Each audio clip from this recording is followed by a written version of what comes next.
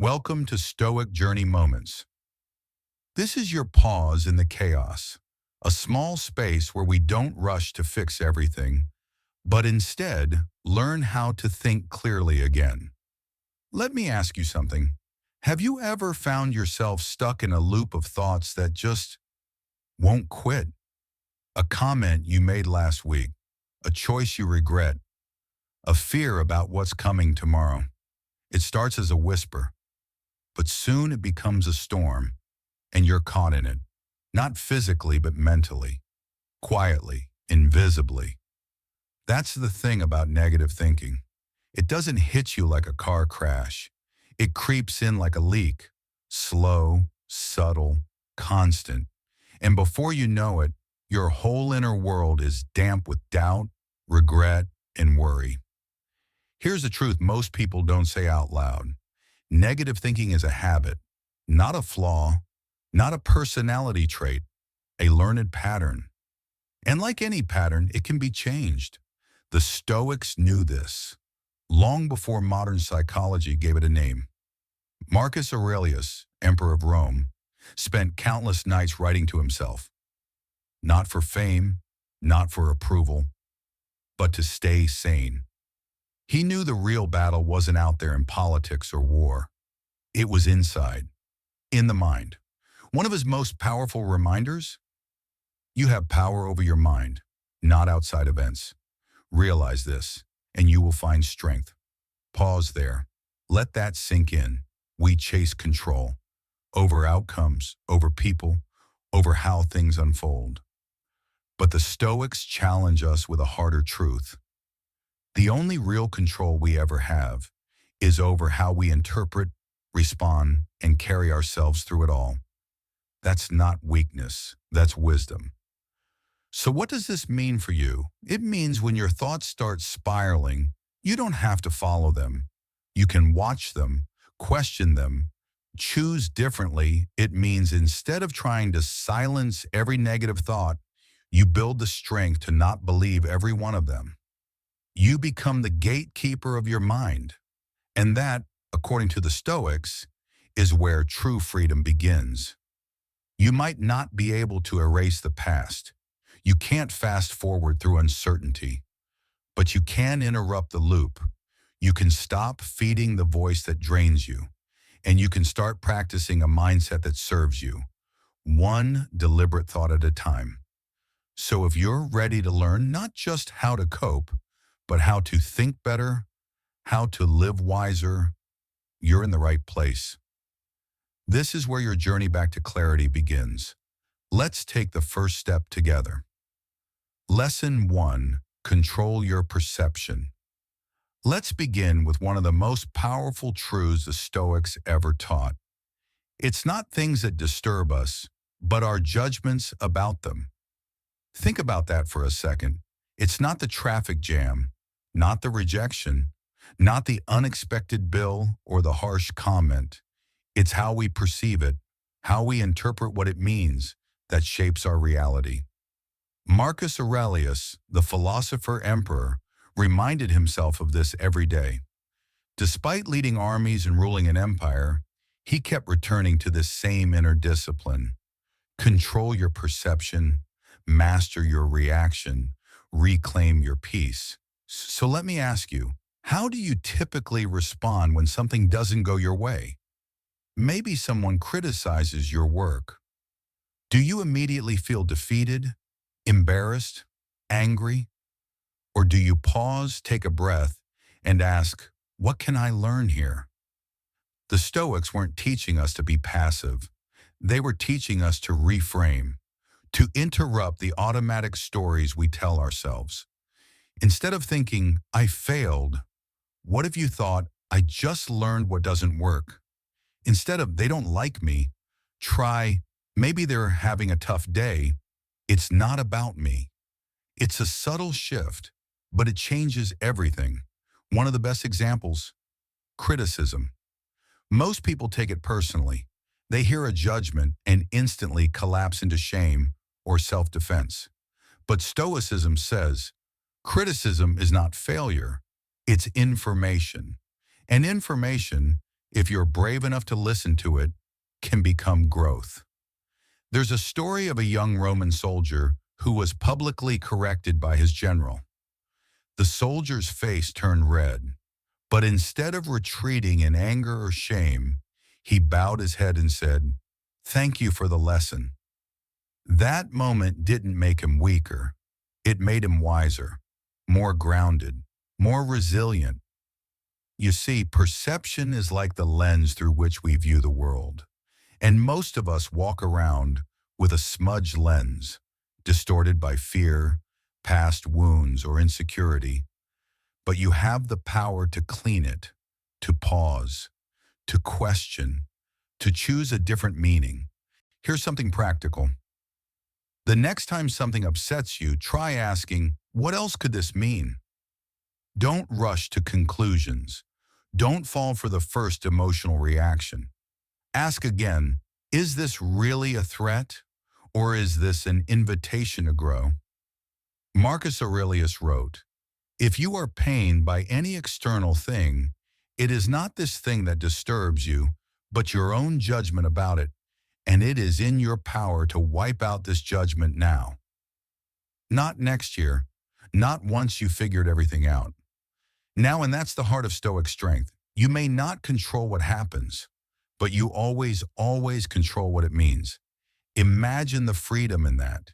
Imagine walking through your day knowing that no one, not a rude stranger, not a failed plan, not a moment of chaos, has the power to steal your peace unless you give it to them. That's not denial, that's power. And it's yours if you're willing to practice. So if you're ready to stop being at the mercy of every emotion, every comment, every disappointment, start here. Control your perception, shape your story, and reclaim your mind. Let's keep going. This is just the beginning. Lesson 2. Uncover the roots of negativity. Let's be honest, negative thoughts don't just show up out of nowhere. They come from somewhere, from something, from some time in your past. That harsh voice in your head, the one that tells you, you're not good enough. This will never work. Don't even try. It wasn't born yesterday. It was built over years, layer by layer. Maybe someone once told you that you weren't smart enough. Maybe you failed in front of people you wanted to impress. Or maybe you learned, slowly and silently, that staying small was safer than risking disappointment. The Stoics understood this. They knew that the mind is not just a battlefield. It's a memory field. And sometimes what we think is truth is just an old wound still speaking. Marcus Aurelius never said, ignore your pain. He said, observe it, study it, understand where it comes from, because only then can you rise above it. So let me ask you something. When you catch yourself in a spiral of negative thoughts, do you ever pause to ask, where did this begin? Not just why am I upset today, but what belief am I still carrying from the past? And is it even true anymore? This is the hidden work most people avoid. It's easier to say, I'm just a negative person, or this is just how I am.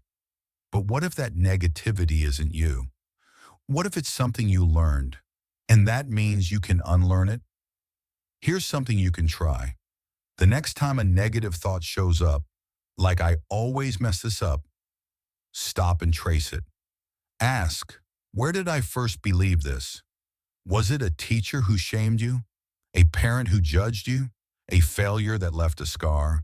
And once you find the root, don't water it. Replace it. That's not toxic positivity. That's emotional mastery. Let me give you an example. Imagine a child who's told again and again, don't speak unless spoken to. Fast forward 20 years.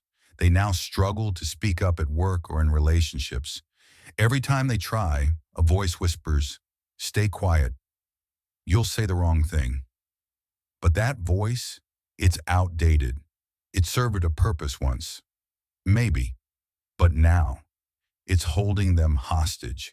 This is why awareness is the first and most powerful step. As Epictetus said, if someone succeeds in provoking you, realize that your mind is complicit in the provocation. In other words, if the world can pull you into negativity, it's because there's something within you still unresolved. But here's the good news. You're not stuck. You can meet every fear-based thought with a new question.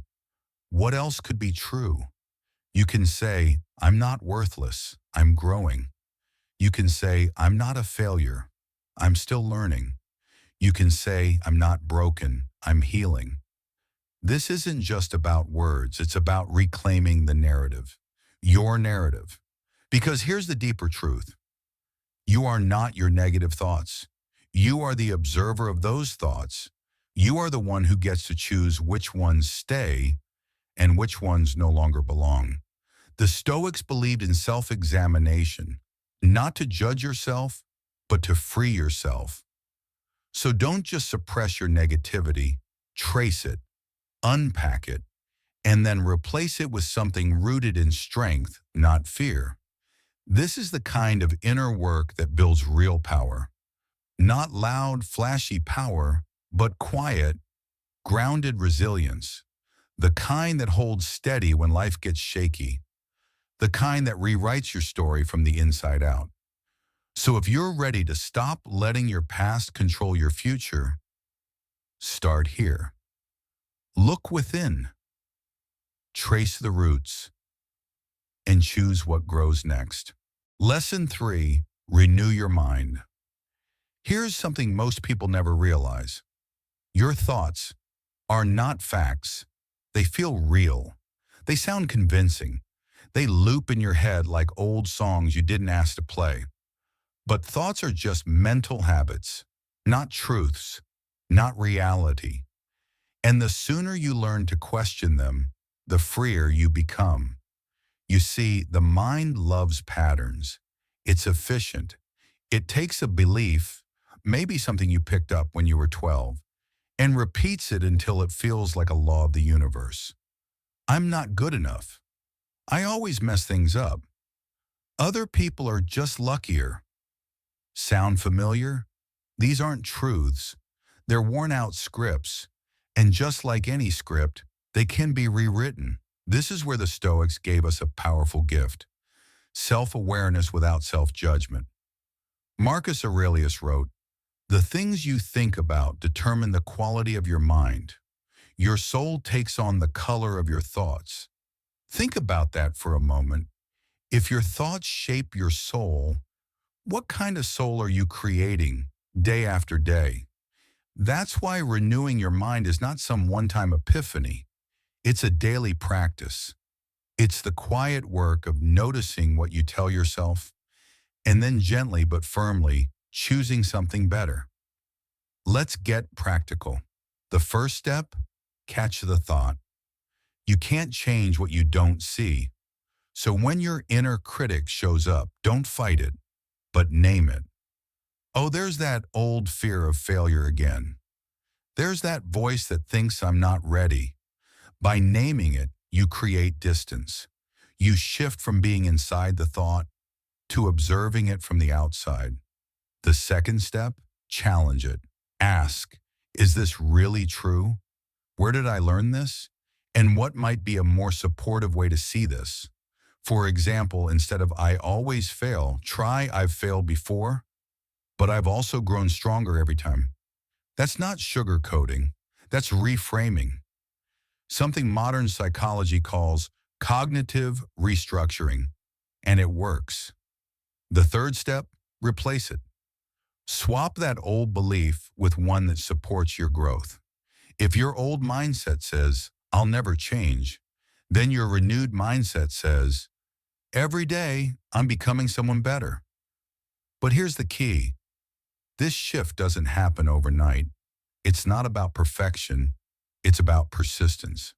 That's why the Stoics practiced daily reflection, journaling, silence, meditation.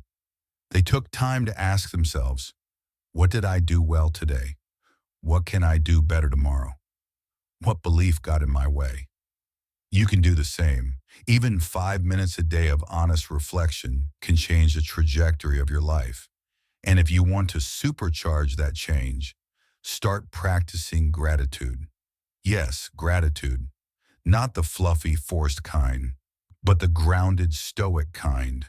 The kind that says, I may not have everything I want, but I have everything I need to begin. Gratitude shifts your focus from lack to possibility. It's not just feel-good advice. Studies show that people who reflect on what they're grateful for, even once a week, report higher levels of optimism, better sleep, and more motivation. So let's bring it together. Renewing your mind isn't about becoming someone new. It's about removing the noise that's been distorting who you already are. It's about remembering that your thoughts are not your destiny, they're your choice. Yes, your mind may have been shaped by the past, but it can be rewired for the future. By you, today, right now. So if there's one thing you take away from this lesson, let it be this. You are not your limiting thoughts. You are the one who sees them, and you have the power every single day to choose a better story. Lesson 4. Create a positive environment. Here's something we often overlook. Your mind doesn't exist in isolation. It lives within an environment, one that's either shaping you toward peace or pulling you into chaos. The Stoics taught us that while we don't control external events, we can control how we respond. But here's the secret many miss. We can also shape our environment to make that response easier. Let me ask you, when you walk into your home or workspace, does it feel like a place that supports clarity, or does it quietly drain you? When you open your phone or scroll through your feed, do you feel uplifted or agitated? And when you spend time with certain people, do you feel seen or subtly judged? Most of us don't realize how deeply our surroundings affect our inner world. But they do, constantly. The truth is, your external environment is feeding your internal dialogue. Every object, every sound, every conversation, it's either helping you grow or holding you back. So what can we do? First, start with your space. You don't need a perfect minimalist apartment or a Zen garden in your backyard, but you do need intentionality. What do you see first thing in the morning? Is it clutter, bills, and yesterday's mess? Or is it a space that breathes, clear, calm, and aligned with your values? Marcus Aurelius, in the quiet of his chambers, didn't need luxury. What he needed was clarity, a setting that reminded him of who he was and what truly mattered.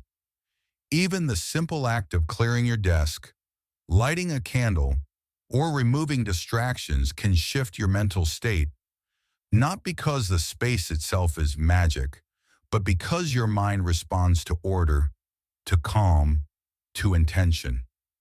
Next, audit your digital environment. Our minds are bombarded daily with noise, outrage, clickbait, endless opinions. How many of us start the day with headlines that spike our cortisol before we even sip our coffee? How many of us end the night with mindless scrolling that leaves us feeling empty? You can do better.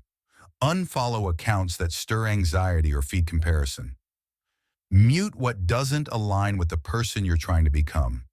And instead, curate your feed with wisdom, inspiration, simplicity.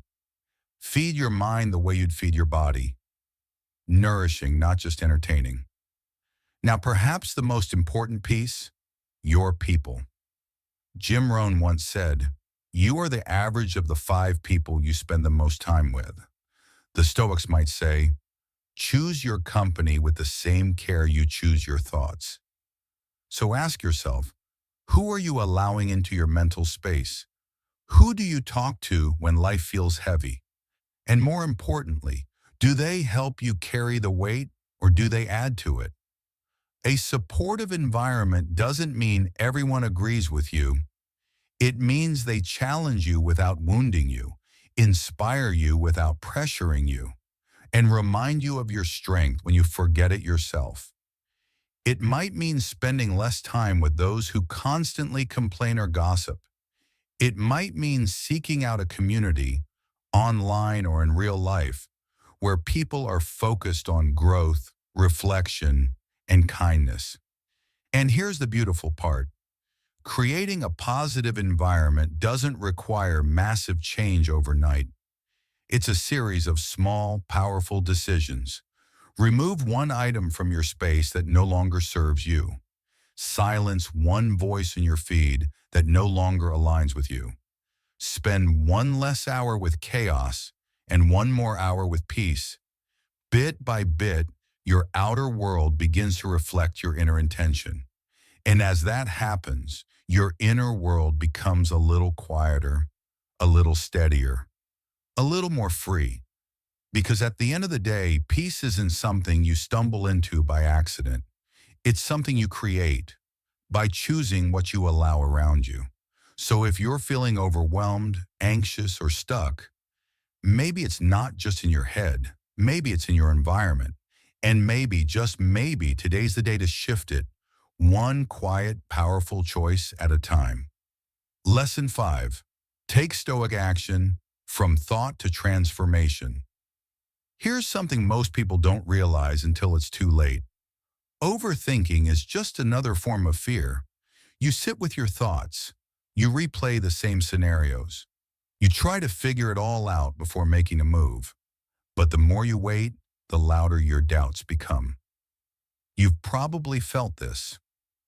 You had an idea, a change you wanted to make, a conversation you needed to have, a step that called to you. But instead of acting, you hesitated. You told yourself, I need more time. I'm not ready yet. What if it doesn't work?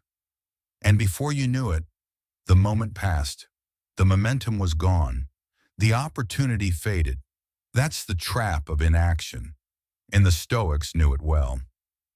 Marcus Aurelius, one of the greatest philosophers to ever wield power, wrote these piercing words. Waste no more time arguing about what a good man should be. Be one. He wasn't just talking about morals. He was talking about motion. Because inaction feeds your negativity. But action, even the smallest step, breeds clarity, confidence, and strength. Let's break that down. When we feel stuck, our minds start building walls. We imagine problems that don't exist yet. We catastrophize. We get lost in what if and what could go wrong.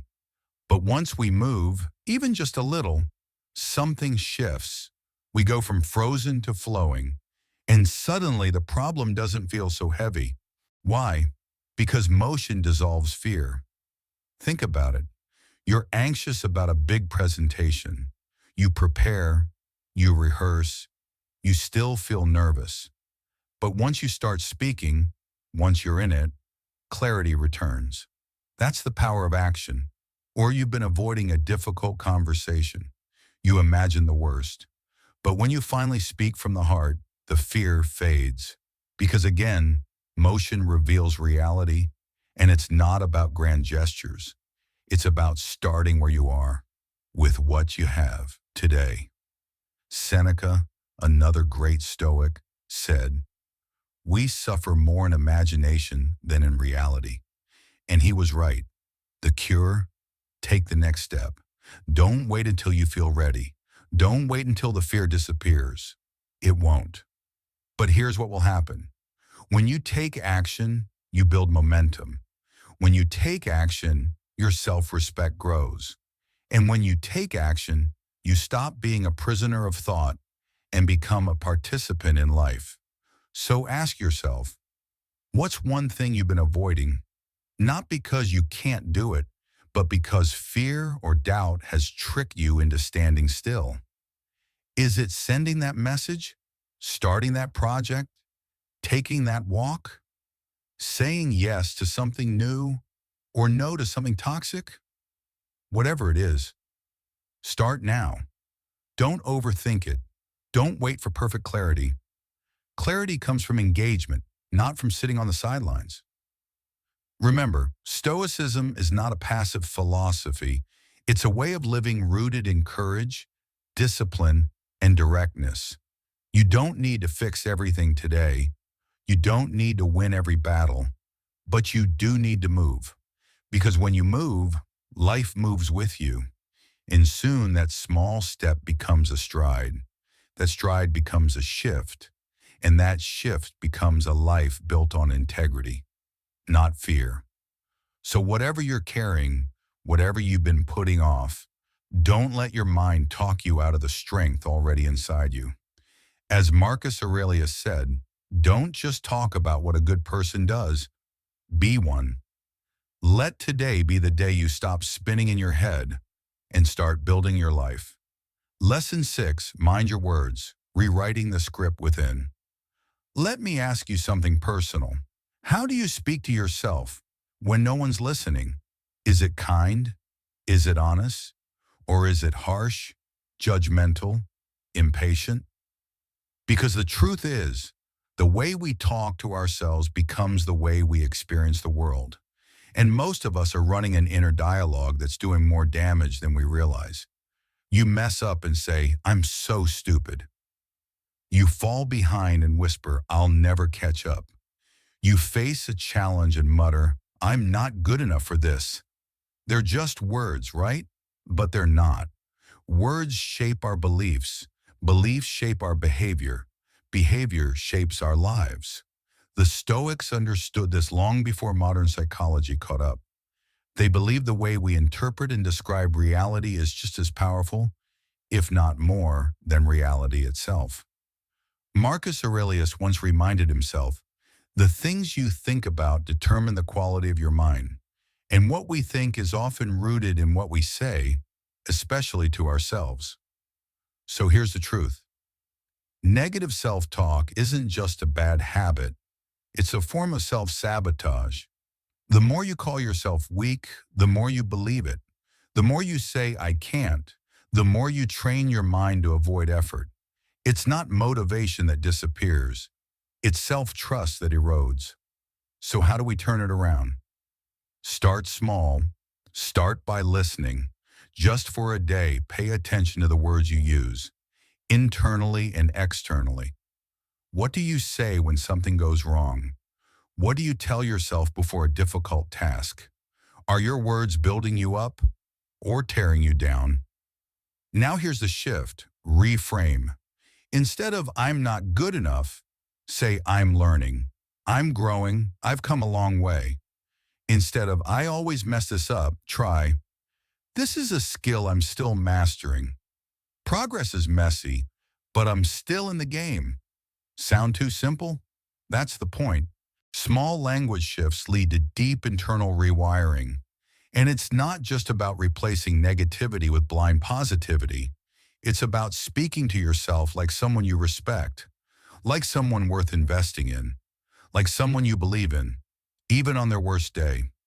That's not vanity. That's responsibility.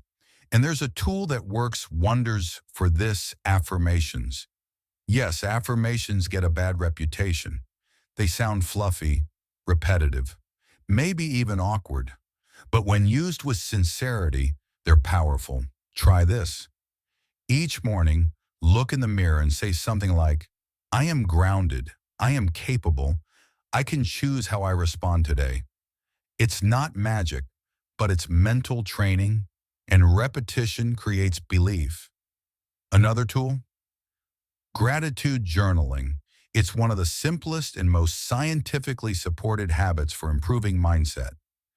At the end of the day, write down 3 things you're grateful for. They don't have to be grand, just true. Over time, you teach your mind to notice the good. And when your mind notices the good, your language changes. You speak with more peace, more confidence, more balance. It's not just what you say, it's how often you say it. Because your brain listens. Every word becomes a brick in the story you're building. And here's a powerful question to reflect on. If a friend spoke to you the way you speak to yourself, would you still be friends? If not, it's time to change the tone. You don't have to be perfectly positive. You just have to be intentionally kind. Not soft, not weak, but wise. Because wise people know words matter, especially the quiet ones no one hears but you. If this message spoke to you, stay with us. There's more to explore. Next, we'll dive deeper into how to emotionally detach from negativity without losing your sense of purpose. Until then, be gentle with your words. They're building the life you live. Lesson 7. Build emotional resilience, the strength of staying centered. Let's face it, life doesn't always go according to plan. You get blindsided by bad news, someone disappoints you, or everything you work for seems to unravel in a moment. And when that happens, it's easy to feel overwhelmed, angry, or even broken. But here's the truth that the Stoics live by, and one we often forget. It's not what happens to you that defines you. It's how you respond. That's what emotional resilience is all about. It's not about pretending everything's fine. It's not about being emotionless or tough on the outside. It's about staying grounded on the inside. Marcus Aurelius, who led an empire during war and plague, wrote in his journal, not for history, but for himself, if you are distressed by anything external, the pain is not due to the thing itself, but to your estimate of it. In other words, emotional pain often comes not from events, but from the stories we attach to them. Think about that. When someone criticizes you, do you take it as an attack or as a moment to learn? When plans fall apart, do you panic or do you adapt? When you're hurt, do you lash out or pause to ask what that pain is trying to teach you? Resilience doesn't mean you don't feel. It means you choose how to act. And that's a powerful difference. So how do we build this kind of inner strength? First, accept what you can't control. Let go of trying to change other people. Let go of obsessing over the past. Let go of needing things to be perfect. The Stoics remind us again and again, you control your thoughts, your actions, your perspective. Everything else, you must learn to release. Second, focus on what you can control, especially your inner world. When things feel chaotic, ask, what part of this is mine to own? What response reflects my values, not just my emotions? This shifts you from reaction to response, from chaos to clarity. And third, practice mindfulness and self-compassion. Mindfulness isn't about sitting cross-legged for an hour. It's about noticing, without judgment, what's going on inside you. When frustration bubbles up, pause, take a breath, name the emotion, ask, what do I need right now? Not what the world demands, what your soul needs to stay steady. Self-compassion isn't weakness, it's wisdom. You're not a robot, you're human. And the more gentle you are with yourself in tough moments, the more resilient you become. Let me ask you, when was the last time you truly gave yourself grace instead of guilt? The world will always throw curveballs, but resilience means you don't have to catch everyone. Sometimes the strongest thing you can do is to stay still, breathe, and choose your next step with intention. So, the next time life gets hard, and it will, don't just survive it, grow through it. Be the calm in the storm, not because you were never shaken, but because you learned how to return to your center again and again.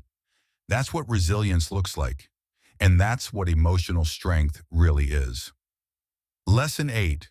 Practice gratitude. Shift your focus. Transform your life. Let me ask you something simple, but powerful.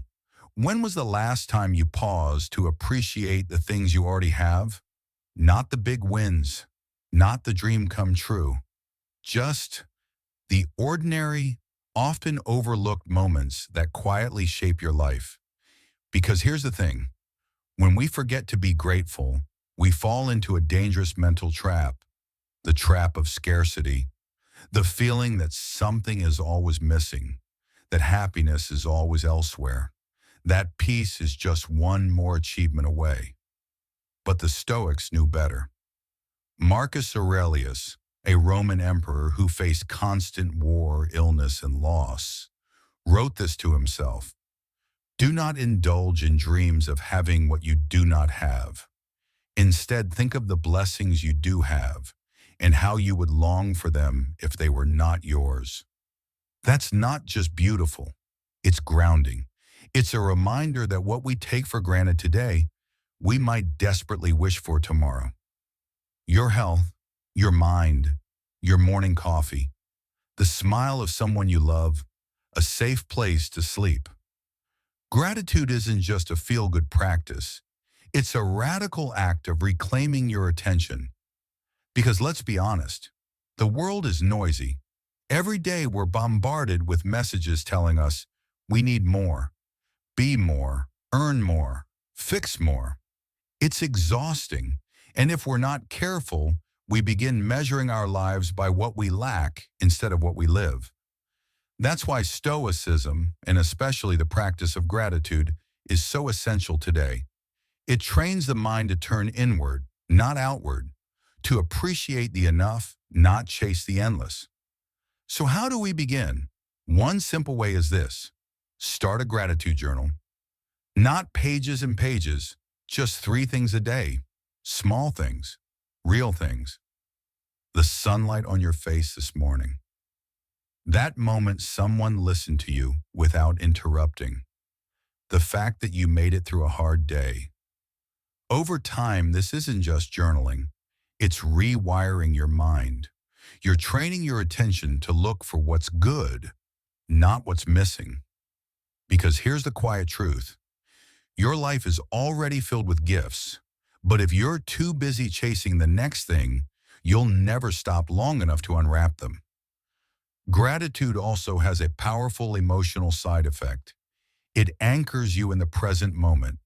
When you're grateful, you're not worrying about the future or resenting the past. You're here, now with what is. And from that place of clarity and stillness, you can move forward with more strength, more joy, more purpose. Let me share a personal story. A while ago, during one of the toughest weeks I've had, I started writing down 3 moments of gratitude each night. At first, it felt forced. I was tired, drained, frustrated, but I wrote anyway. One night, I'm grateful I have clean water. The next, I'm thankful my friend called me today. Another, I appreciated the quiet walk after dinner. Nothing grand, nothing Instagram worthy, but slowly something shifted. I realized that peace wasn't hiding. It was waiting right there in the simplicity of my day once I chose to see it. And I want you to have that too. You don't need to wait for the perfect job, the perfect body, or the perfect relationship to feel whole. You just need to start noticing what's already working in your life. Gratitude doesn't mean settling. It means seeing clearly. It's not denial of struggle. It's remembering that joy and pain often coexist, and that even in darkness, there are sparks of light if we're willing to look. So today, as you listen to this, I invite you, pause. What's one thing you're grateful for right now? Say it out loud. Write it down. Tell someone. And then tomorrow, do it again.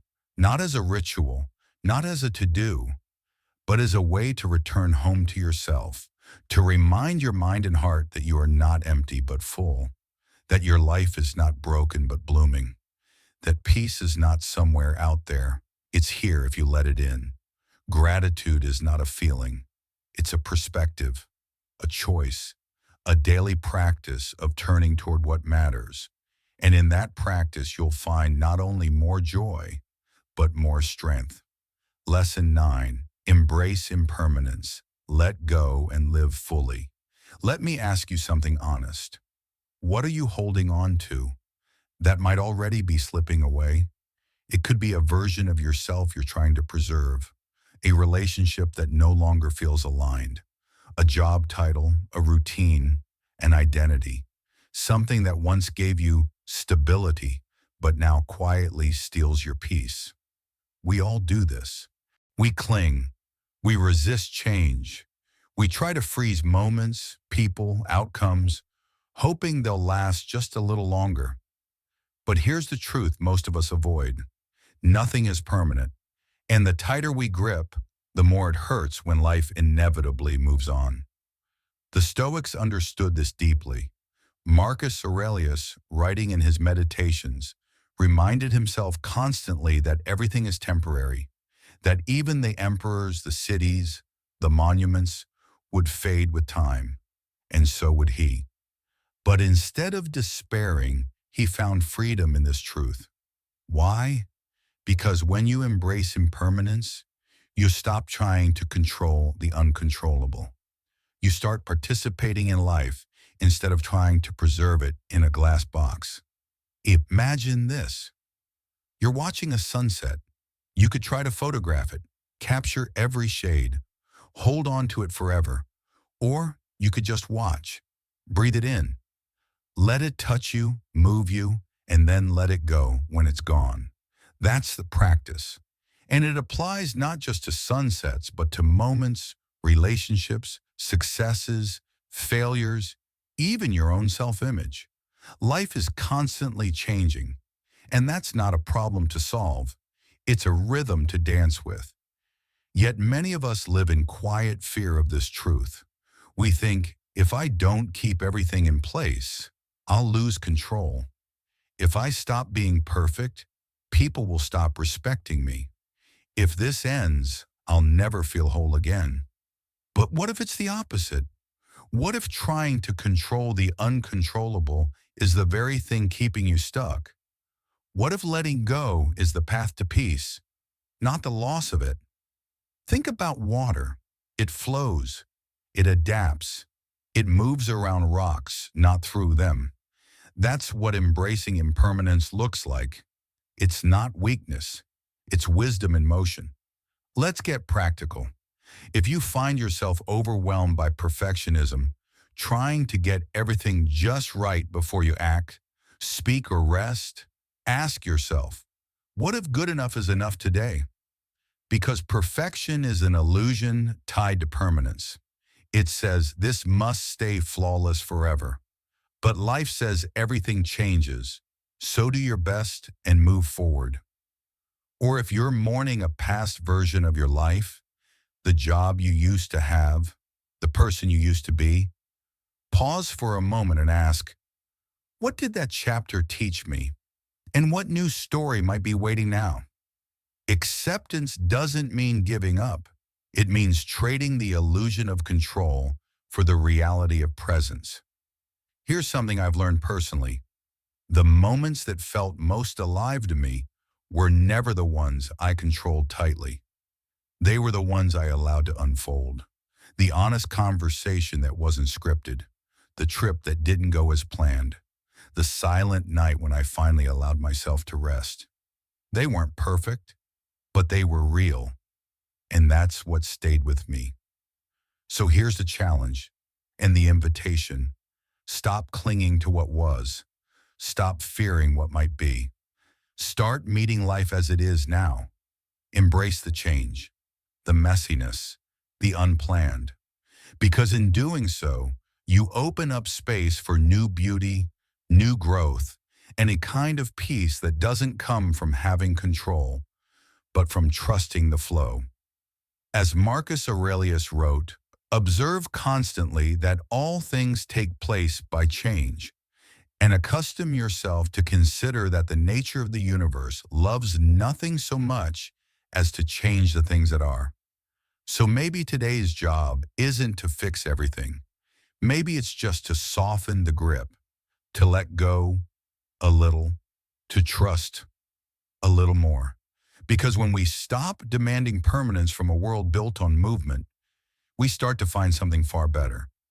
Freedom. Lesson 10. Live with purpose. The quiet power of direction. Let me ask you something personal. When was the last time you paused, truly paused, and asked yourself, what am I really living for? Not what's on your to-do list, not what society expects, not what your job demands, but what truly matters to you. Because here's a quiet truth that often goes unnoticed. Negativity doesn't always come from struggle. It often comes from aimlessness.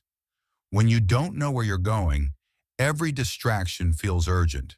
Every challenge feels heavier. And every small mistake can feel like a sign that you're failing at life. But when you're anchored in purpose, when you know what truly matters, suddenly things shift.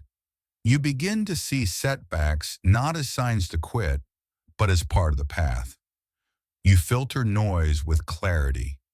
You say no more confidently because your yes has weight. Marcus Aurelius, the Stoic emperor, led one of the most powerful empires on earth. But every night he returned to his journal, not to strategize battles, but to remind himself, let not your mind run on what you lack as much as on what you have already. To stay grounded in virtue, in reason, in the bigger picture. Why? Because even emperors get lost in the day-to-day if they forget their why, and we're no different. Without purpose, we become reactive. We drift into habits, chase quick wins, compare our paths to others, and confuse busyness for meaning. But with purpose, even the smallest act becomes sacred. Washing the dishes, showing up for a friend, writing one honest sentence, each can feel deeply meaningful when tied to something bigger. So how do you find your purpose? Not by overthinking, not by waiting for lightning to strike. You start by asking better questions. What do you value deeply? What moments have made you feel most alive? What legacy, however small, would you be proud to leave behind? And here's a powerful one. If I stripped away the noise, who would I choose to become? This isn't about grand missions or changing the world overnight. Sometimes purpose looks like raising kind children, healing your own story, or simply showing up with integrity in a world full of shortcuts. One of my mentors once told me, purpose is less about what you do and more about how you show up. And I found that to be true. A janitor who works with pride and compassion can live with more purpose than a CEO driven by ego. It's not the title, it's the truth behind your actions. So if you've been feeling lost, anxious, stuck in negativity, maybe the real problem isn't you. Maybe it's the lack of a compass. And maybe, just maybe, now's the moment to pick it back up. Not to perfect your life, but to point it in a meaningful direction. Purpose won't eliminate pain, but it gives your pain meaning. It won't remove obstacles, but it gives you a reason to rise and face them. So today, take a moment, grab a journal, go for a quiet walk. Ask yourself, not what's urgent, but what's essential. Because when you start living with intention, when your actions align with your values, you begin to glow differently. You stop chasing and start becoming. And that, my friend, is the kind of power no storm can shake. Take back your mind, one thought at a time. Let's pause for a moment. After all we've explored together about perception, action, gratitude, and purpose, there's one simple truth that rises above the noise. You are not your negative thoughts. You were never meant to be trapped in cycles of doubt, fear, or comparison. You're not here to replay past mistakes like broken records, and you are certainly not here to live on autopilot, letting your mind be hijacked by old patterns. No, your mind is not your master, it's your tool, and like any tool, it can be sharpened, retrained, and reclaimed. You see, negative thinking isn't your destiny, it's just a habit, a mental loop that somewhere along the way became familiar, comfortable even. But familiar doesn't mean true, and comfort isn't always freedom. Marcus Aurelius, one of the wisest Stoics to walk this earth, reminded himself every day, you have power over your mind, not outside events. Realize this, and you will find strength. Let that sink in. The world can be chaotic. People may disappoint you. Plans may fall apart. But your mind, your response, your interpretation, your inner dialogue, that's where your real power lives. And that's the part you can take back, starting today. This journey isn't about flipping a switch and becoming perfectly positive overnight. No one's asking you to suppress pain or pretend everything's fine. This isn't toxic positivity. It's purposeful living. Because the truth is, every small choice you make matters.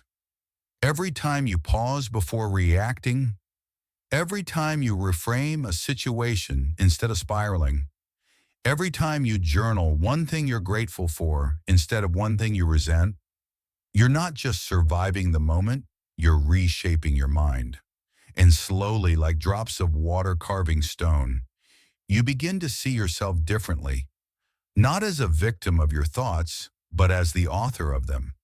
You start to show up in the world with quiet strength. You become less shaken by chaos, more anchored in clarity.